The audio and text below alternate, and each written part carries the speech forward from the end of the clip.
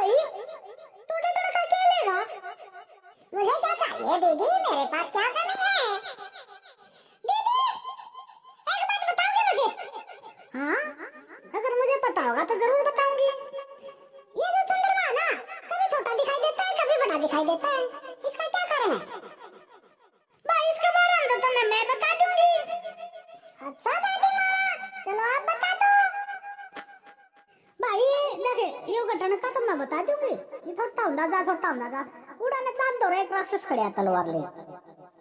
वाह, रोज इसने थोड़ा थोड़ा काट दे से और जिस दिन खत्म हो जाए दिन रावण ने कहा माँ उसके में ना देखो दिन खत्म हो जाए।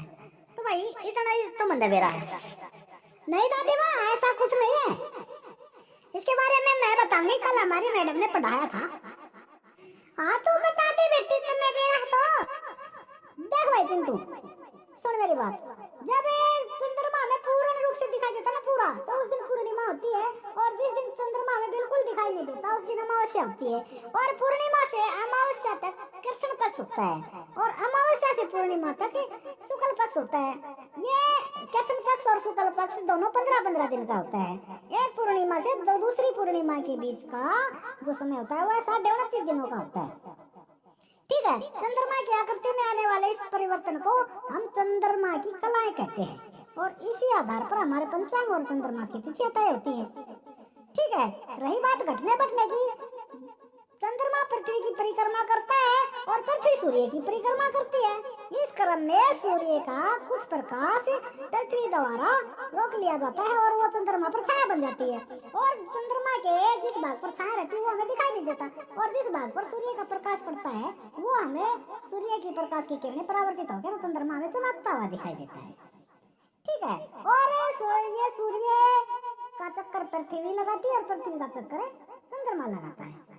और ये जो चंद्रमा का घटना बढ़ना है ये परिक्रमण गति के कारण होता है। जैसे जैसे इनकी दिशाएं बदलती, इनकी स्थिति बदलती रहती है, वैसे वैसे चंद्रमा का आकार भी हमें घटता और बढ़ता हुआ दिखाई देता है।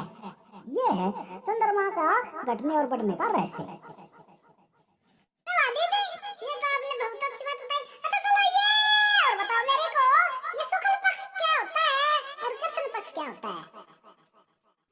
देखो भाई, शुक्ल पक्ष तो वो होता है जैसे हम अपनी आम भाषा में यूं नहीं कहते हैं चांदन लाग रही है, और हम आम भाषा में यूं नहीं कहते हैं बंधेरी लाग रही है। 15 दिन अंधेरी और 15 दिन चांदनी रात, 15 दिन अंधेरी बोलते हैं, अंधेर बोलते हैं। वो होता है अंधेर को तो हम शुक्ल पक्ष को तो चांदनी कहते हैं और कृष्ण पक्ष को अंधेर कहते हैं।